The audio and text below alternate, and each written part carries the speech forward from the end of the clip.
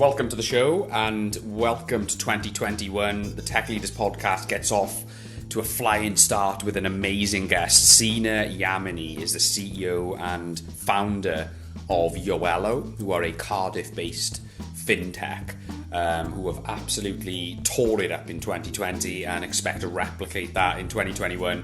Cena moved to the UK aged 8, unable to speak English. He grew up in Gloucestershire, ended up going to Cardiff University, but then dropped out of uni in his third year to the dismay of his mum. But it was for good reason. He set up Yoello and his timing was impeccable. His product offering was very well suited to the social distance regulations. So we unpack this. We unpack his journey from going from a bedroom startup to a fully fledged fintech. We talk about attracting investors and his journey, of attracting the right investors and building an advisory network, and so much more. We also talk about his thoughts on the education system, Bitcoin, and lots of other things. He's a great guest, an amazing story. I think you'll love this one. It's Cena Yamanee. Cena Yamanee. I'm so glad that we pinned this down. I've been looking forward to it. How are you? I'm very well. Thank you very much. Thank you for having me here. No problem at all. I think it's been a crazy year for everybody in 2020, but especially yourself. What's happening at Yoello right now? How's business? Business is very good. We were just at the right place at the right time.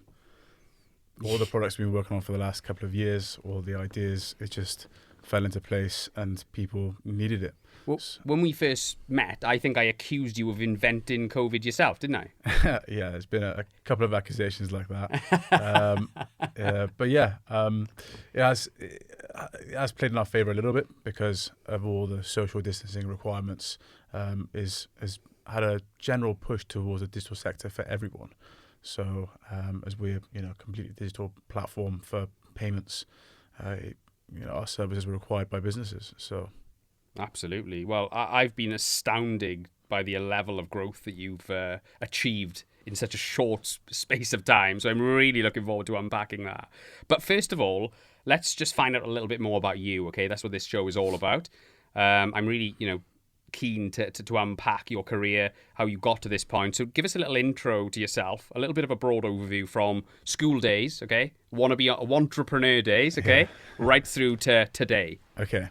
So my background was I'm Persian, and I came to the UK to Cheltenham when I was around 8 years old, and just went to school. Didn't know any English at all, but I think I knew like a couple of words like apple and ball, and that was about it. Wow. You so learn 8 years old. You said you moved over. Okay. Yeah. But you learn very quickly at that age. You're like a sponge, aren't you?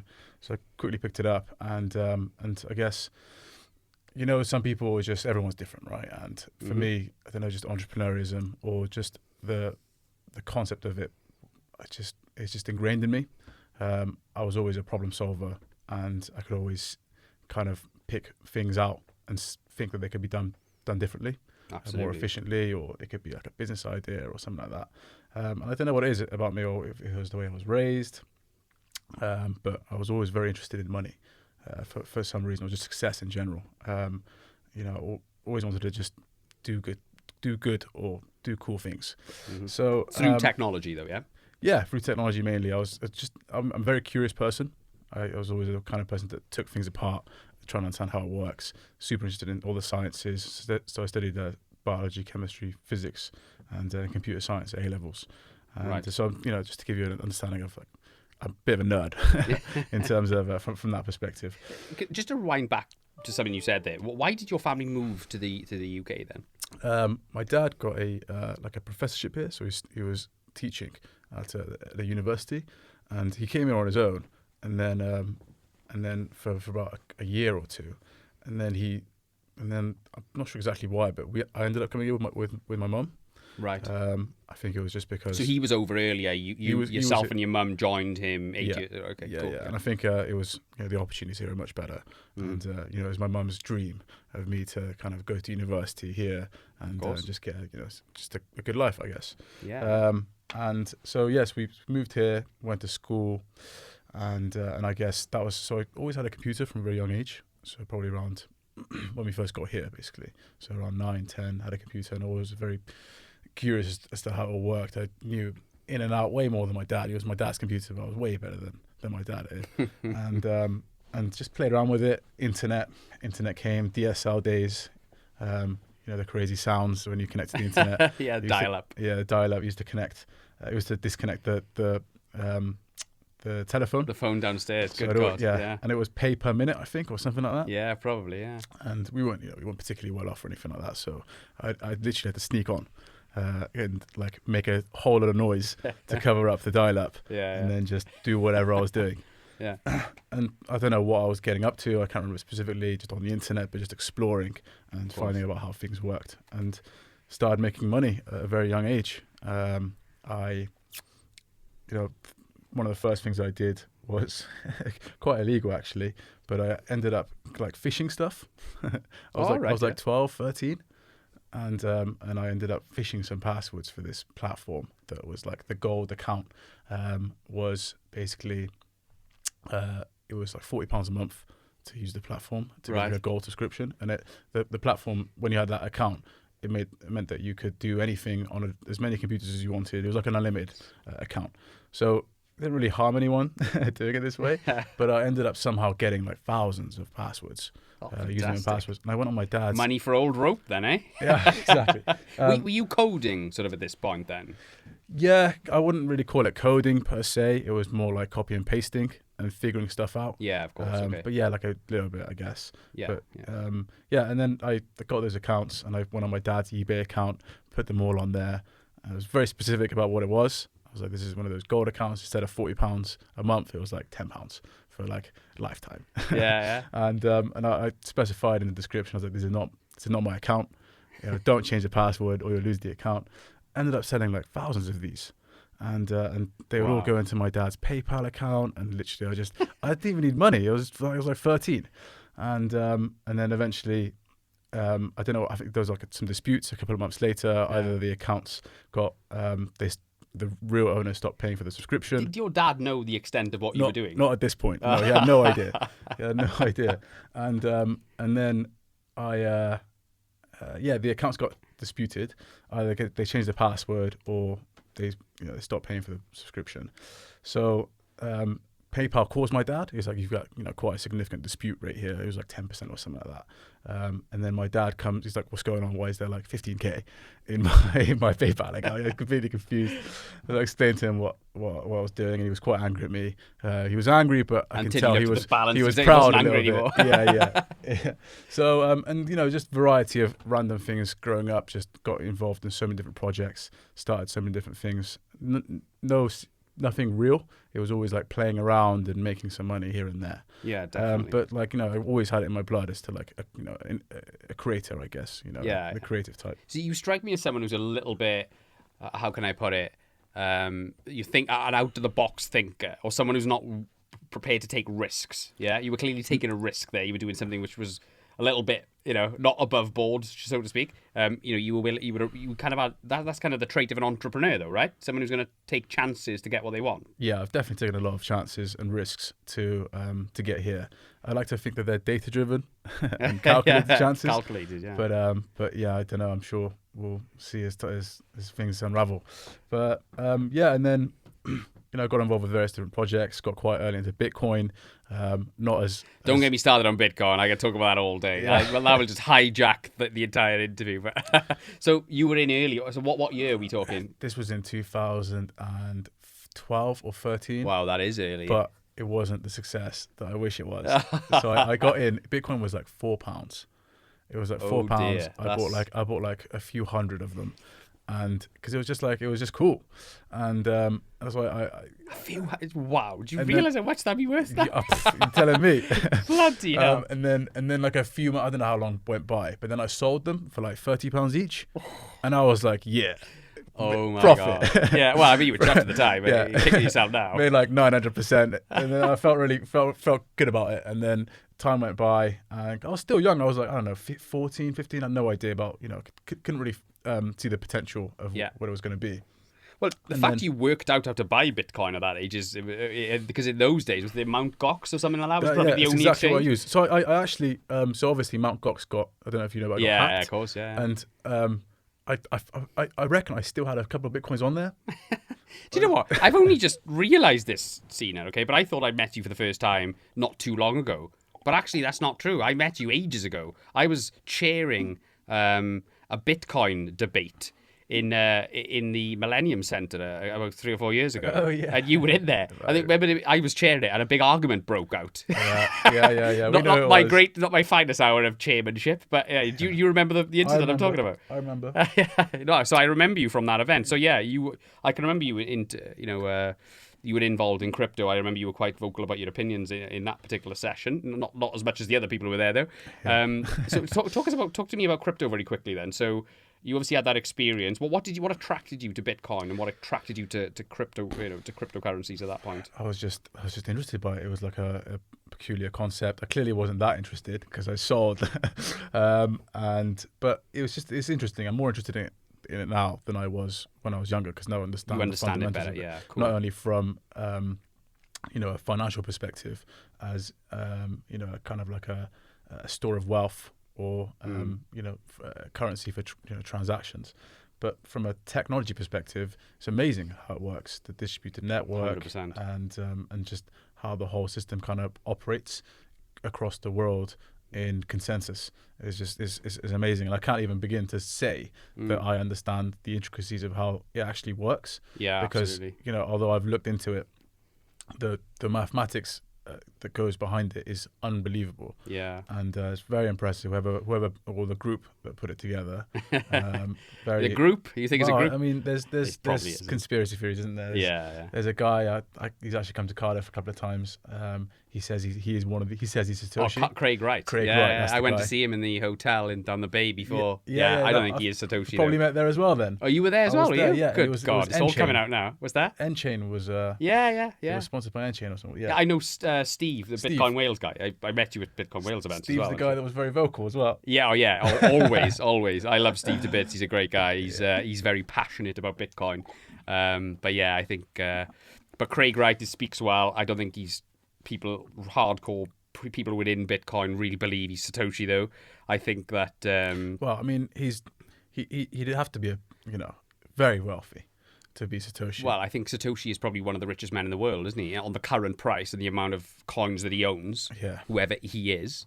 I agree, I've heard a big case. There's a guy from Exeter. Do you know that one? No. A guy called Adam Back. No. There's a lot of people think it's him. A lot of people think it's Hal Finney. Might have heard of him. So yeah, the mystery continues. But who cares? It's a work of art, I think. Yeah. I don't know what. Yeah, Bitcoin is definitely just blockchain is a work of art. Yes. And it'd be very interesting to see what the result will be. There are, it's an amazing concept, but then I would love to think it could replace, the fiat structure. Yes. But it's who knows? There's pros and cons to both sides. Yeah, of course. So not wanting to go down that rabbit hole too much, but this is definitely a conversation we'll continue at some point offline. Yeah. But going back to yourself. So you obviously, you were talking about Bitcoin, you had that thing, commence that. Talk us through your journey to where you are now, get back on track on that one. Yeah, so I, just speed up a few years, I guess the next milestone, did my A-levels, went to university, studied computer science at uni. I was a very good software engineer at that point. I got to uni and I knew everything already. The first couple of years just flew by because I understood it all, and then What did you understand? Sorry. Everything they were teaching me. Yeah, so but what was it? What subject are you talking about? Computer science. So all the modules were like object-oriented programming and like machine learning and that kind of stuff. You felt you were picking it up really quickly. It felt very natural to you, did it? Yeah, I guess there's a lot of people that started it with no knowledge at all. They didn't really have any understanding. So I guess they had to tailor the whole subject to getting everyone up to scratch. Whereas I already had like 3-4 years experience on my own. Yeah. And so I kind of understood all of it. So my attendance was like literally like 3-4%. They emailed me loads saying, "Are you okay? You know, why are you not coming in?" And you were excelling. I was on a first the whole way Wow. through, and then third year came, and I dropped out. I had this idea. I had a number of ideas, but I wanted to go. I thought I was ready to basically go full in, and start something. So I picked, what is essentially Yoello now, and I decided to just take the leap of faith. Didn't tell my mum, of course. Like I said, it was my mum's dream for me to come to university. Yeah. And what uni were you sort of planning on?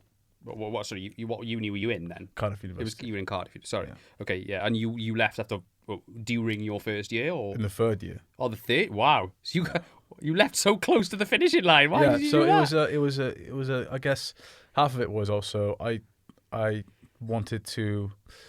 So what do you get when you graduate university? You get a certificate. You get a degree, and then what does that get you? And that, nothing. Well, I mean, it gets the majority of people. Makes your parents proud. It makes your parents proud. That's pretty much it. But it gets the majority of people a really nice job. And but it's much more competitive now than it was, say, 10 years ago. 10, 20 years ago, 10% of the people might have a degree. I don't know what the numbers are now, but it's a lot more, maybe like 50%. Yeah. And I that wasn't what I was interested in. I always wanted to do my own thing. So, and I knew the degree would never do that. So I didn't want to have any backup plans. I wanted to cut all the bridges and just get stuck in. So I took that leap of faith. Didn't tell mum. And it's a crazy journey into starting a business. So obviously it's quite time consuming, especially when you have no idea what you're doing at all, because you got to just figure it out. So quite a while went by, probably. So what specific timestamp are we looking at here? When did you actually start Yoello? Was this 3 years ago? So 2017. Yeah. Just before the end of the academic year. So we're talking about Feb. Yeah, I don't know about months, but around about 3 years ago. Okay, brilliant. And then the first a few months goes by, probably like 6 months, and then my mum's like, "Hey, when's the graduation?" Oh, God. So I had to break the news to her, and that was an awkward conversation. Yeah, she was very, very sad. You're making a mistake. Go back to uni. It's tough, you won't make it, all that kind of stuff. But I went on anyway, and it's the toughest part is you can't really explain to her. She had no idea what I was trying to do, or of course, she could barely use an iPhone, let alone understand the intricacies of like open banking and all that kind of stuff. Definitely. I was trying to explain to her, and then I guess the first milestone was getting funding. That was the first major thing, because everything up until that point, is just cool bits that you're doing, but the it's first just actual milestone, it's conceptual, and because there's a lot of moving pieces in what we've got now in Yoello, and I definitely couldn't do them without either being rich myself or a lot more time. What did you actually have at that point in terms of a product? There was some MVPs, so I did prototype some stuff. I did put actually a considerable amount of money into actually building it. So you had a bit of savings aside yourself. Yeah, like all the stupid stuff I did to make money growing up. Of course, yeah. And then, so I probably put in, I don't know, 10, 20,000 in, and so built some prototypes, and that was a nice pitch deck and just a good dream, I guess, a good story. Yeah. Went and met, I don't know how many people, like hundreds of people. Went to everything I could, spoke to anyone that would listen to me, and I guess one of the key things that I did was actually build a board around me, like an advisory network, because I knew I didn't know anything, and there was a lot that I needed to kind of either be taught or helped with. So I found a lot of amazing people that helped me along the way, and some of them joined me into the company as board members, and quite notable people, to be honest, for where the company was, especially at that point. Like we've got the previous CEO of Santander as our chairman, had the executives from UBS. Who was the first one? Who was the guy who said, "This, you've got something here. I believe in you, Cena. I'm going to help you"? The first board member, or just in general, in terms of who was the first person who believed in you on this journey that led to I guess the first person who really believed was the first investor. Yeah, there's two different parts. Like there was people that came along the way. Yeah. There were some people that kind of came to help with the startup. A few of my friends from uni, but there's a lot of work that goes into this. And we were, in uni, and I guess the time that had to be, kind of invested into this, it wasn't up to scratch for them. So they kind of dropped out of it, and it was just me again. But from an investor perspective, it was actually who is now our accountant. It was just some guy that I was introduced to by some mutual friends, and we just became friends. And he's got his own accountancy practice, and he understood what I was trying to do, and he believed. So he put the first investment in, and that investment was pivotal because it was kind of, I don't know what happened from that point, but it was like, I pushed the snowball down the hill, and it just started adding up from there. Certainly, yeah, absolutely. So, what did your product look like at that? So, what were you trying to? Let me think of a better way of positioning this. What problem were you trying to solve at that point? So, the prototype that we had then, I guess the problem is the way payments currently work, and the underlying problem is that there's a lot of different parties in the mix. There's like 6 different intermediaries in every single payment that you ever make, whether it's online or in store. It goes through the card schemes, and the end merchant loses 2 to 3% of the transaction fee, which is quite a lot of money when you think about it. Definitely. And we were trying to solve that, and there was a variety of different ways you could do it. That's why I got so inherently interested in cryptocurrencies, because that is one mechanism. Although I who knows if that will ever take off from that perspective and have just a general consumer sentiment in terms of everyone using it. The other way is through banks. Now, at the moment, Visa and MasterCard were like the only ones that could really connect to banks. They were the only ones that had the network. So you connect to the banks, you can move money between them, between accounts, and then you can connect to merchants, so businesses that want to receive funds, and so you can facilitate the transaction to them and then to customers. And that was, what we use right now is cards. But Visa, MasterCard, I understand what you mean. Traditional sort of traditional cards, credit card type. Yeah, it's like it's their own networks. Yeah, certainly. Okay. So, but then if you look at your online banking, you've got things like faster payments, right? That's a network run by Vocalink, and I know. Yeah. Okay. Yeah, and that's one of the main technologies that we're using now. Right. Because when you go on your bank account and you put in a sort code, account number, description, the amount, that's almost instant, that payment. So it goes straight away. So you were trying to solve the problem of improving merchants' margins by paying less to the banks, and then it's just the whole network. Removing margins, the middlemen, essentially. Exactly, removing the middlemen. So it's margins and the settlement time, because whilst there's also 2 to 3%, it's also 3 to 4 working days to receive the funds as well. So it's a cash flow problem for businesses, and then there was also a problem of microtransactions. So the most transactions work on a model called interchange plus, and that means that it's not a fixed rate. It's not like just 3%.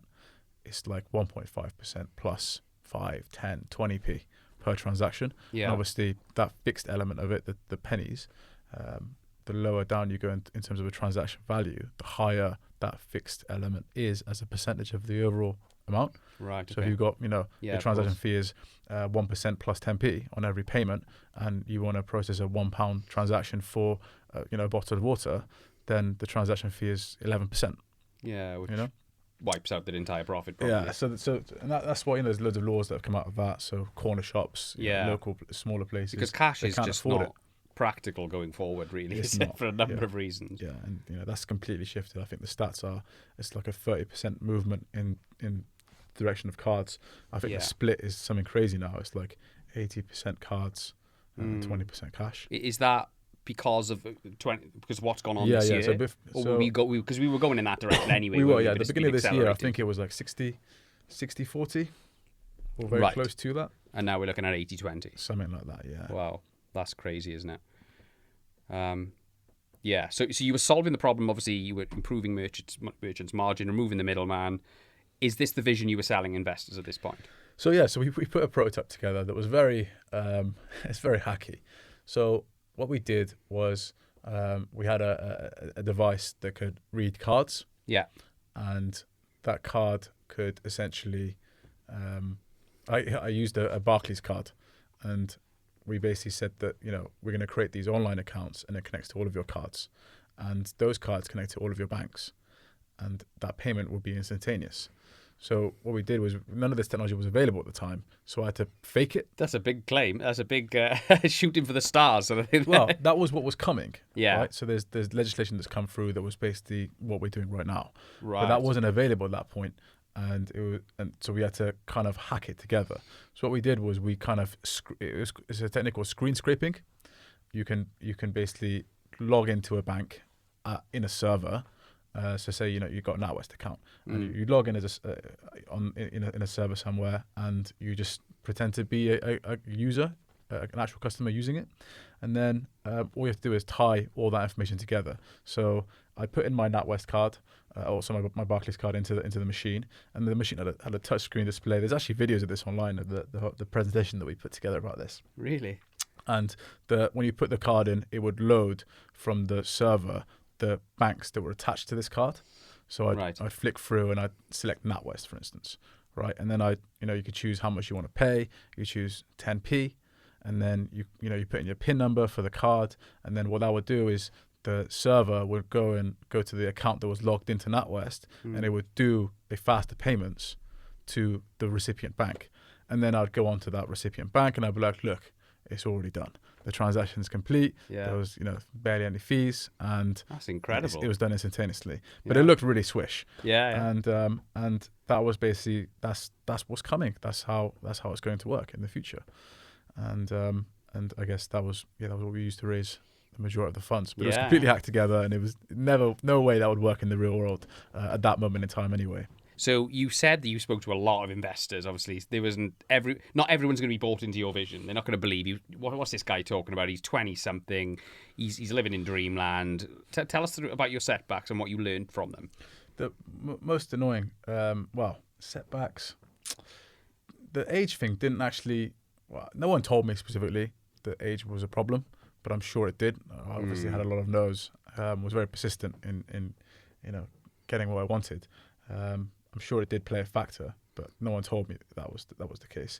A lot of the setbacks were I was trying to do the impossible, and there was a lot of money on the other side, and they would do it. There's loads of random stuff, but the biggest setback was money at that point. I had all this stuff I wanted to build and do, and I needed a team to do all that stuff, loads of expertise, and getting funding for that was the biggest thing.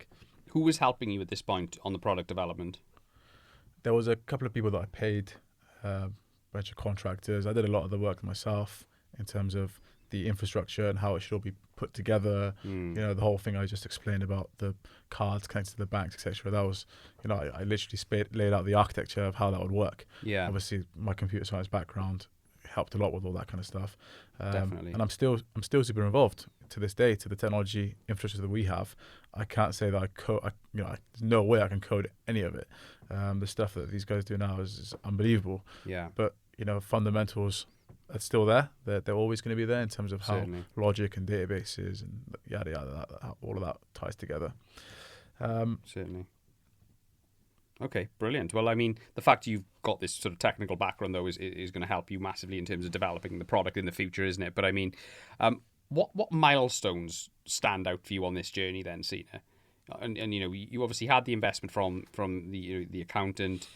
I'm assuming that got the snowball rolling, as you said. So had that investment you brought other investors in at after that point. What sort of key moments did you bring? Was there one person who came in who sort of put you on the right path? Was there any lessons you learned from that point?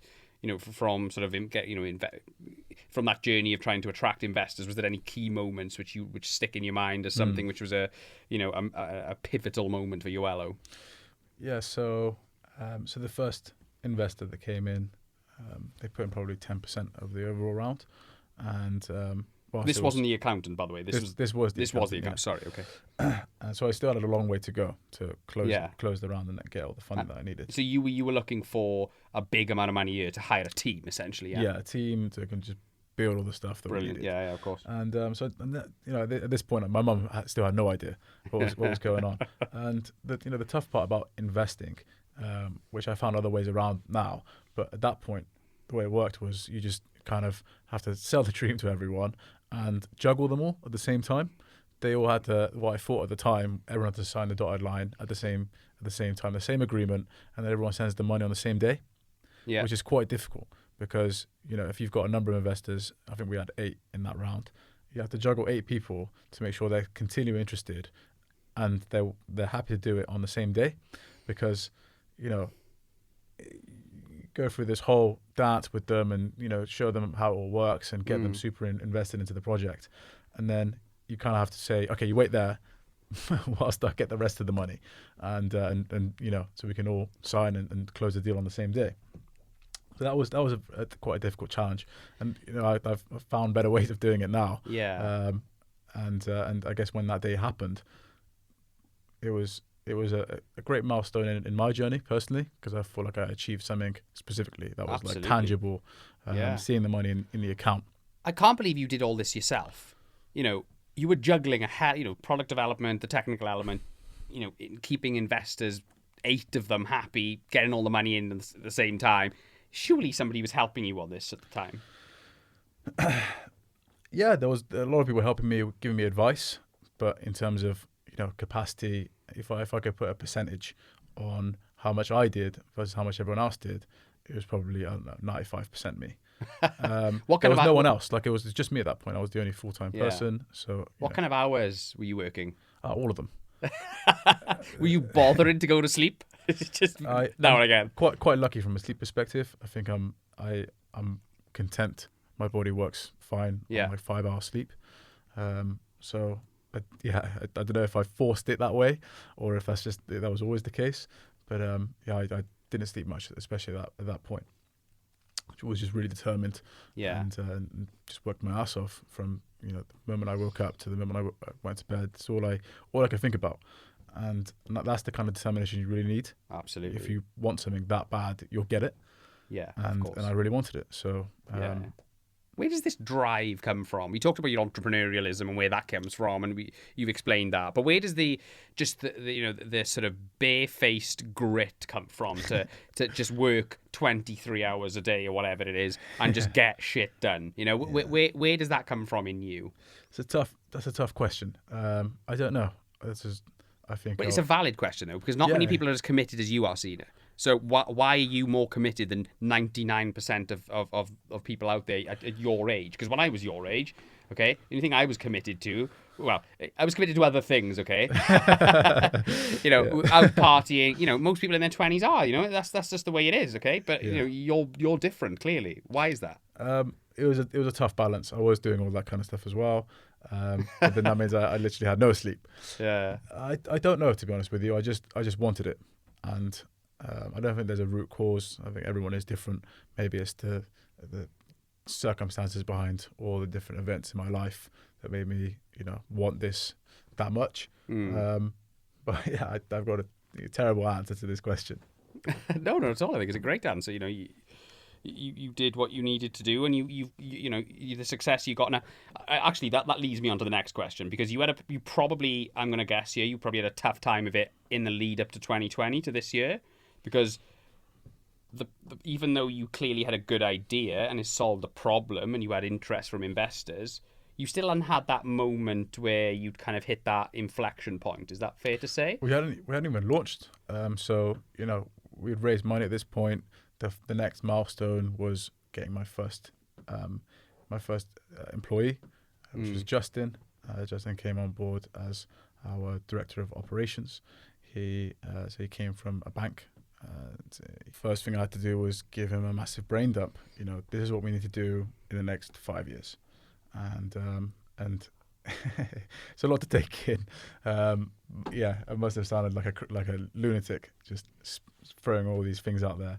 But we put milestones in place. He's very organised, so That's testament, though, to him, because he obviously had a very stable career at that point, and joining you was a risk, wasn't it? At that point, massive risk. Yeah. So he was at the Hodge Bank in a very senior position. I think he was group director of something, and he was there for 20 years or so. So he was very, very stable. Yeah. But the way he looked at it was he wanted to do something really cool. He was introduced to me, and he loved the project. He really wanted to just get stuck in and get involved with the startup. I think he was bored of the corporate world. So yeah, absolutely.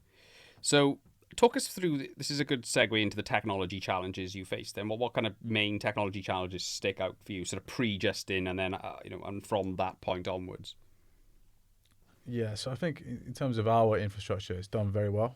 I think we've hired some just super geniuses, and they've set everything up perfectly from an infrastructure perspective. We use all the latest gear that's available, which is nice.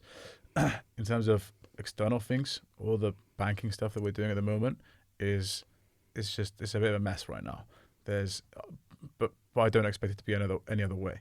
If you look at how everything's operated for the last 20 years with cards, we're trying to shift that over to this new model in a very short space of time, only a couple of years.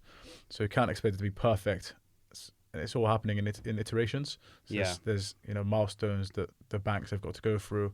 They're enforced on them by the regulators. They've had some delays on those, which wasn't very good for us. As well as that, it's down almost every day. I get an email every day, a few of them, that says this bank is down for the services that we're building on right now. So it's all very much still in beta, and there's still a long way to go. But next year is when it will kick off. Right. Yeah. Brilliant. Okay. So I'm just mindful because we haven't really, and this is my fault, we should, I'm just thinking for listeners who are unclear, we've talked about the problem you solved and stuff like that, but can you just give us a walkthrough or talk through in this instance of how your product works? I'm a customer. I walk into a restaurant, one of your restaurants. You know what I mean? Talk us through how the product works, not from a technical level, from a usability level. Yeah. So the product, so the fundamentals of it is obviously the payment side, but it only really works in the online world. The demo I made earlier, the prototype, etc. That was all for show. There's no cards involved, no physical cards involved in what we're building. So when you look at the schemes, they have the connections. They have the network which connects the banks to the customers to the merchants, and we have to basically replicate that. So we've connected to the banks, we've connected to the merchants via providing them with back of house software, some of the hardware that we provide. And then we connect to the customers via their own phones, which is essentially, replacing their cards. And it's not just about payment initiation. You can't just move money. It has to be to get people to move away from what's there right now, which is quite convenient as it is. It's much more convenient than cash, using cards and contactless, etc. Yeah. But you have to provide them with something even better for them to move over into the next stage of it. So we built this whole ecosystem around that, which is centered around like order and pay technology. So being able to view the menu through your phone, loyalty and rewards, and all the cool splitting bills and all this functionality that underpins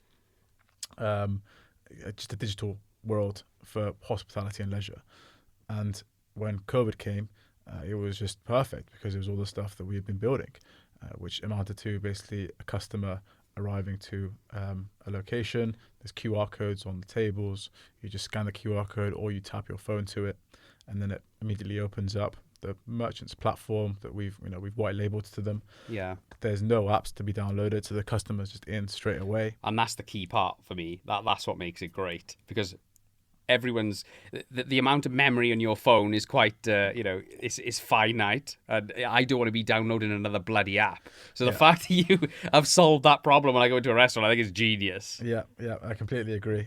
Especially as we're now going further into this digital world. Yeah, you can't have everything be apps. It'd be an absolute. What other use cases are possible for Yoello outside of hospitality? Have you thought about that? Have you had conversations about that? We've got a lot of use cases. Maybe that's one for a podcast a year from now or something. Can you give us a hint? Is there any sort of potential plans to branch into any specific sectors right now? There's a lot of different verticals that all of this technology work for. I mean, payments as a whole is the fundamental product that we're building on. Yeah. And then the ecosystem that we're building around it is at the moment tailored towards hospitality and leisure, but there's plenty of other things that we're currently working on right now. Definitely. What does the future look like for Yoello then, aside from that? What's on the immediate term radar? Let's talk about 2021. What do you want to achieve next year? So we're shifting our focus more towards just the global market. We've done pretty well in the UK so far, and we're hoping to get the product out there through a number of different channels. So you're only in the UK right now, then, yeah? We've got deals outside of the UK. We've got partners that want to work with us out there. We've got channel partners and resellers, etc. Yeah. But in terms of operating businesses, so in the UK, I think that's about to change as of a few weeks from now. We're going into Australia, America, New Zealand, and then I think the first territory in Europe outside of the UK will be Spain for us. Thank you for tuning in. I just want to take this opportunity to thank some of our friends. Firstly, all-round tech PR superstars Nelson Bostock. Whether you're an established technology brand or a fast-growing fintech, you need the right team behind you, a team that understands your brand, your purpose, your goals, and can really help you define your narrative and tell your story, the story that matters. These guys tick all of those boxes and more. You can find them at nelsonbostock.com. That's Nelson Bostock with a CK on the end, .com. Highly recommended. I also want to thank Tramshed Tech. We've come down here and they've kindly allowed us to use their world-class recording studio facility down here. But they do office space, they do events. I can't recommend them enough. That's Tramshed Tech. And also a big shout out to Be Digital, who make all this possible. Be Digital enable organizations to become lean, agile, and to attract the right talent. That's bedigitaluk.com.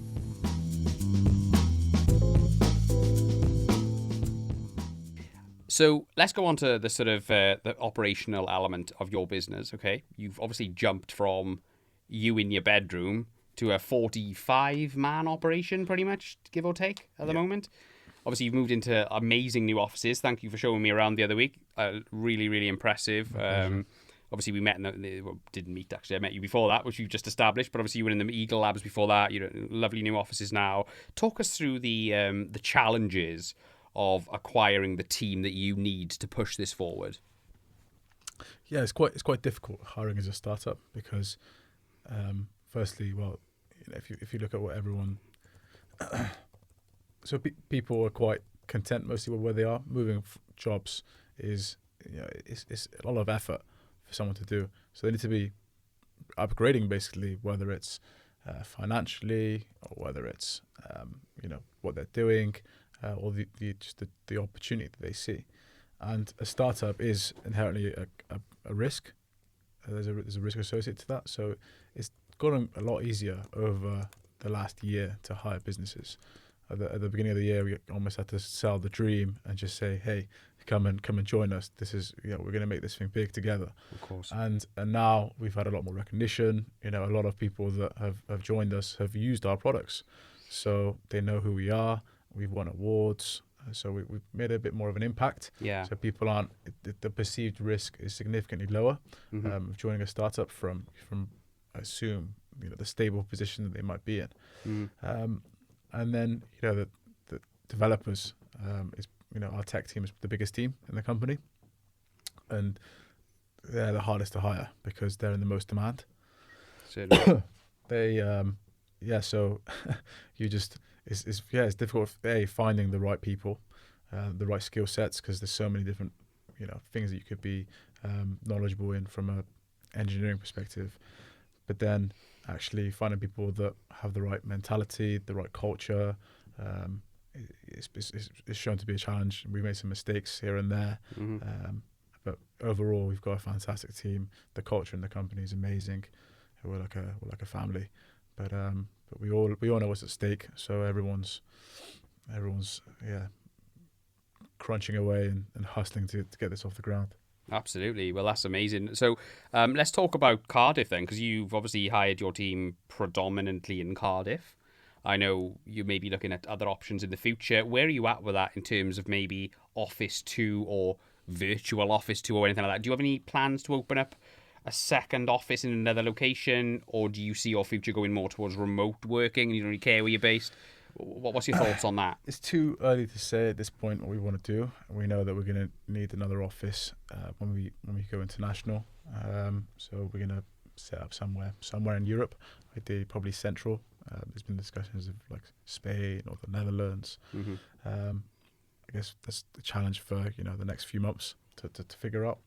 In terms of going remote, we did. I think every company did for the first few months of lockdown.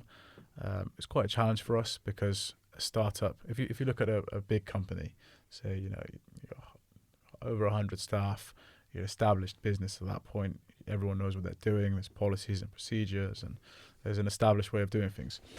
And going remote is not that big of a challenge because you can communicate. You've got all that software to do it. You can project manage, and everyone knows what they're doing.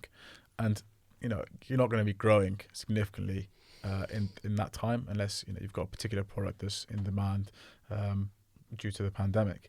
So as a big business, going remote is actually quite simple, and it probably wouldn't impact them that much because everything's already organized. Whereas what we found is that we had to scale really quickly. We heptupled our team from the start of the year, and to do that, it just required a lot of creativity, a lot of people coming up with new policies and ways of doing things, and it's quite hard to do that remote and hire people that you've never met before just over interviews. And I think we were quite lucky with the people that we did hire, and it went well so far.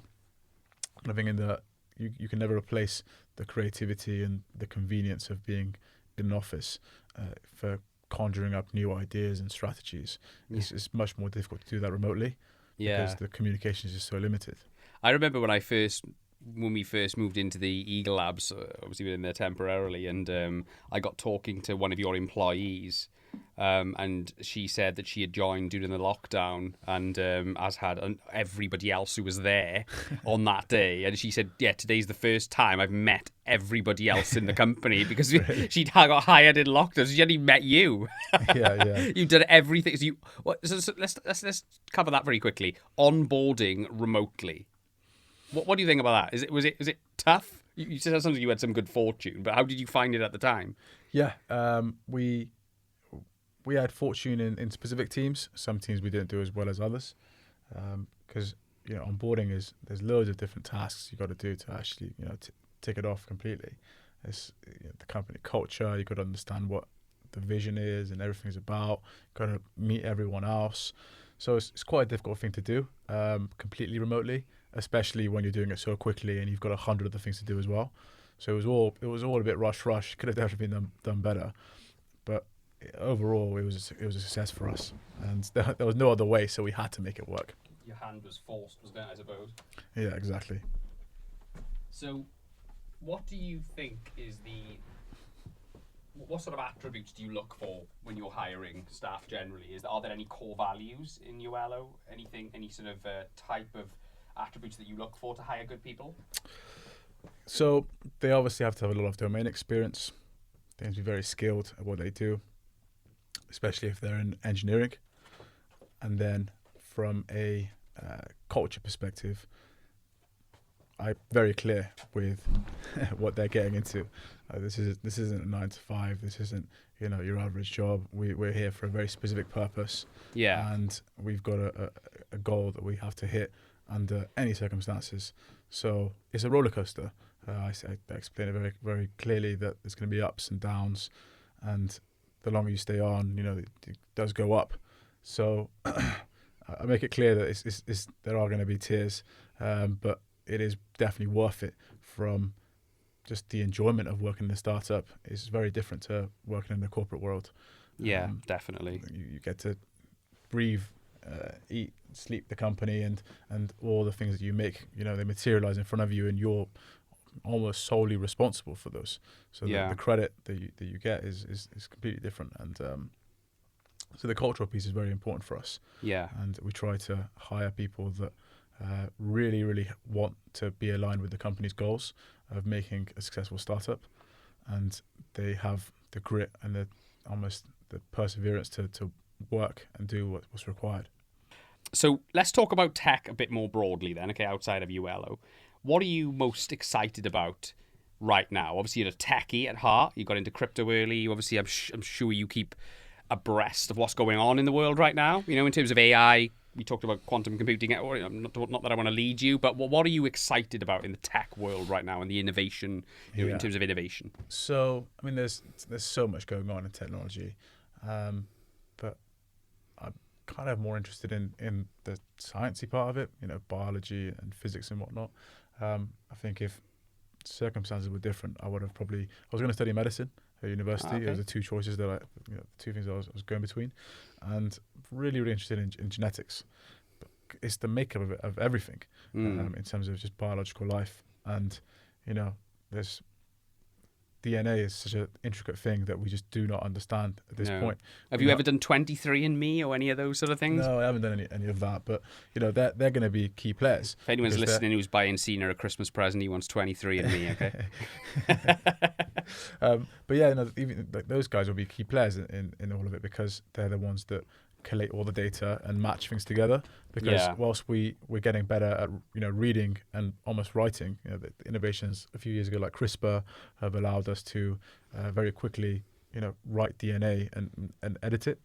But then we have no idea what any of it means. That's the problem. It's such a long string of just the 4 characters. Yeah, we have no idea what the combinations of those characters relate to in terms of the production of matter and life. And it's computers that are going to figure that out through a long series of trial and error and just comparison. And so AI and machine learning, they're going to be pivotal. But once we figure all of that out, then it's going to be the next revolution, in my opinion. You can just create whatever. Imagine you can have Sims, or there's a couple of games where you can just create life forms. Yeah, it's gonna change all of science. It's gonna change agriculture. It's gonna change the weather. It's gonna be a lot of stuff that we can do once we figure out how to manipulate genetics. There's a huge amount of ethics behind it. People almost always talk about the very rich being able to manipulate it first and use it for design of babies and whatever they want, right? Just living forever potentially. Yeah. And that will be the case. It's always the case for any new technology. It will be the wealthy get it first. But I think in terms of the global community, it will be used for good. People will use it for bad, of course. But overall, I think the benefits heavily outweigh the negatives. Absolutely. Let's talk about education, okay? You obviously went pretty far, okay? You went all the way to the final year of university, and then I'll go and set the company up. But what is your sort of just your thoughts, your opinion on how well the education system, okay, prepares people for a modern career, not just in technology in general, okay? How well does the education system prepare you to work in companies like Yoello? Well, I mean, in terms of what I did, it didn't prepare me at all. It's surprising actually, because people just kind of get thrown out there. I didn't get taught anyway about taxes and mortgages and the very basics, things that you would consider, you'd think that you would be taught about. Definitely. That's crazy though, isn't it? How they don't give any financial education at all. They just throw you into it. But we learn calculus and things we'll never need in our lives. Yeah, exactly. But the whole education system, in my opinion, does need a reform.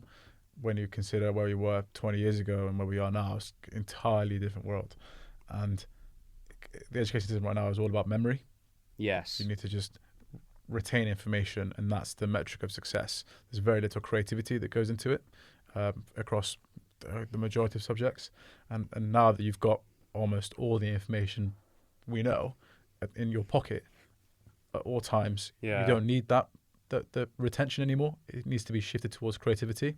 Absolutely. But that's obviously a massive feat in terms of how can you judge creativity is quite difficult, just in an examination process especially.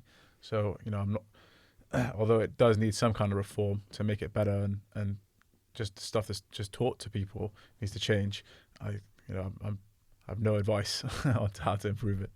No, it's a really complex and difficult one. Did you ever listen to the TED Talk with Sir Ken Robinson? Because have you ever listened? Because he died recently. There's a guy called Sir Ken Robinson, and he did a famous TED Talk. It's one of the most viewed TED Talks ever on YouTube. And he talked about this exact subject, how the education system was essentially set up to prepare people to work in factories in the 1800s, and it's largely unchanged since then. Right. So it's when you get to a certain point in education, you essentially achieve a certain level of compliance. Okay? It's compliance and memory as opposed to creative and solving problems and things. Because you know what I mean.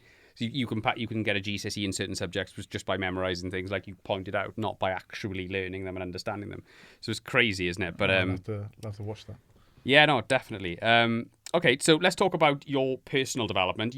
One thing that I think strikes me about you is that you've taken ownership of your own development, which is a trait that all entrepreneurs seem to have.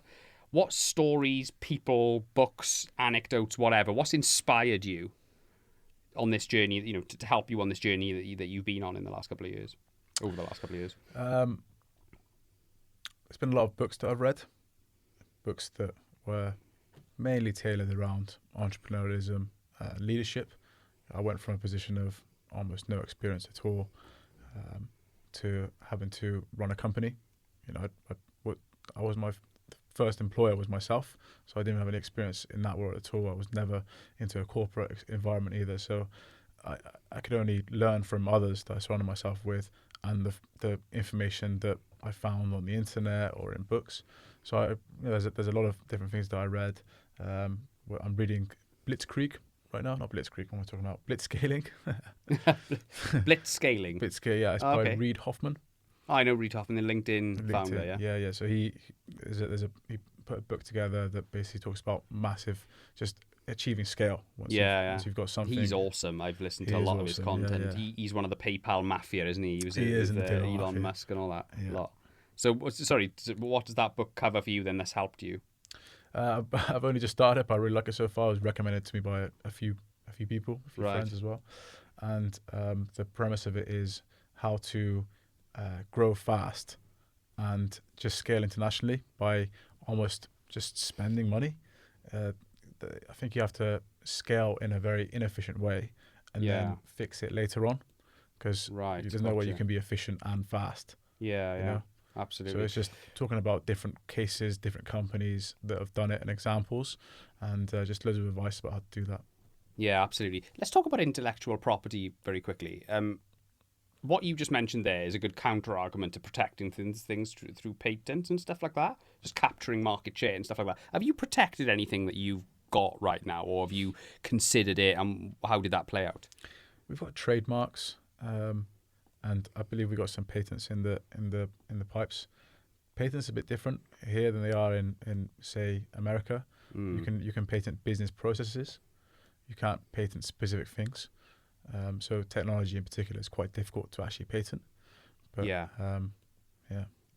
So you haven't protected anything. You just sort of you just sort of go in for market share and stuff like that. Yeah, because I mean, if you think about a business process, which is that's all you can patent. You can't patent, say, our payment platform or anything like that. You have to patent something that leads up to a customer doing a very specific thing, and then that leading to this, and then that's the result. And almost in all cases, you can always get around it. Change a tiny little thing, and suddenly it's completely outside of that patent. Yeah, so that makes sense. I'd rather put my time and money elsewhere. No, absolutely, because patent attorneys cost a bloody fortune, don't they? So it's probably a good thing. Yeah. Let's talk about I just want you to give some advice, really. Okay, an incredible journey you've been on. Well deserved. You've clearly worked really hard for it, and I really do congratulate you for the success you're having right now. Okay, but what I want to get from you right now is, there's going to be people listening to this, young entrepreneurs, youngsters who want to become successful. Okay. They're going to look up to people like you. You're sort of a role model for potentially for a entrepreneur. Flatter Okay. me. But you've got to take that responsibility, you know, and you got to take that seriously now. You know, you've obviously done very well, and you may get asked for advice sometime. Okay, I know you've benefited from mentors yourself. What advice would you give to a young entrepreneur, you know, maybe from a technical background who dreams of building some software, building a product that they can take to market, get investment and scale it? Just someone who's on that early sort of stage, or maybe, you know, it doesn't have to be a youngster, it could be someone a bit older who's beginning this journey. But what advice would you give to someone who's starting this journey? Yeah, I mean, the first thing I would say is you have to be completely dedicated to this. You can't half want it. You can't just, you know, like the idea of it. Everyone's got dreams. Everyone wants to do amazing things. Everyone wants fame and fortune. But it's only the ones that really dedicate their time and life and energy towards it. That's almost a fundamental requirement. So you have to do that. The other thing is, don't be afraid to ask for advice. No one knows everything. And there's so many people that can help you if you just ask for it. So surround yourself with people that are better than you. You can be good at a lot of things and be like the jack of all trades. You should find people that are very good at very specific things and get them to teach you.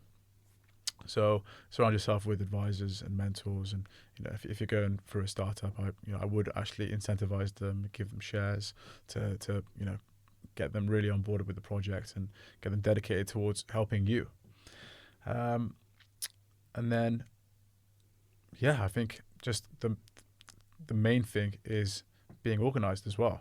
You have to be very structured with what you want to do and what you want to achieve. You kind of have to break it down almost. So say you have a goal. You want to do this by you know, a year's time. It seems like an impossible challenge to do because there's so many things have to happen for you to achieve that goal. If you just write that goal down in a document as, you know, the headline, and then you kind of break it down into subtasks, and those subtasks, you know, is the subset of that goal is just those things that need to get done, and you put some dates on those, and then you break those down, Right. Yeah. and suddenly they don't actually look that big. Of course. If you just go along ticking those things day by day, right, you'll end up a year's time and you've finished it. You've got to that final project. So sometimes people are kind of scared by what they want to do or what they want to achieve because they look at it and they're like, "Ooh, I can't do it." But if you break it down into all the smallest components that it could possibly be, then it's doable over a course of time. And I think that's important for probably more the... so I was quite lucky in terms of the age that I started this. I had no commitments anywhere else. If this didn't work out, nothing gets impacted really. Whereas I've had friends that, you know, 35, 40, just starting their entrepreneurial career, and they have so much at stake. They've got families, they've got mortgages. Of course, yeah. They can't, you know, it takes a lot to actually jump straight in and give that 100% dedication that I mentioned earlier. They have to almost break it down and do it all bit by bit. Yeah. But if you can jump and give everything, I would definitely suggest that. Brilliant. That's fantastic. Just let me finish on this one. Are there any tools or any specific techniques that you use to stay organized, to execute on your goals? Any sort of things that you use, like, you know, Evernote or Microsoft To Do or anything like that? You know, is there anything that's helped you? I use Asana. What's this? What's that? Asana is ASANA. Okay. It's like an online project management tool. All right. Very, very big company, actually. I've only found out the other day, I think they're worth like 10, 15 billion or something like that. Is it like Monday.com or like one of those Monday. type of things, yeah? Yeah, it's like Monday, different kind of structure though. It's like a very glorified Kanban board. Right. But it's quite okay. intricate. Yeah, a whole company is using it for team and project management. But it's very intricate in terms of the functionality that it has. It just tracks all of what I need to do and all of what the company needs to do as well. So I personally organise myself through it. Brilliant. That's fantastic. Well, Cena, I think that brings us to a conclusion. I really appreciate you being so candid. I think you've had an incredible journey, and I wish you all the best for future endeavours. I got a feeling we may do this again one day if you're up for it. I think there's lots for you to potentially tell. It just feels like the book is still very much open on this, and the future looks very bright for Yoello, and I'm looking forward to the next chapter of your journey. Thank you, Gareth. I really appreciate that. Yeah, we've got a long way to go. So hopefully, if it continues going well, then we can have an update in the near future. Brilliant. Thanks, Sina. Thanks for coming on the Tech Leaders podcast.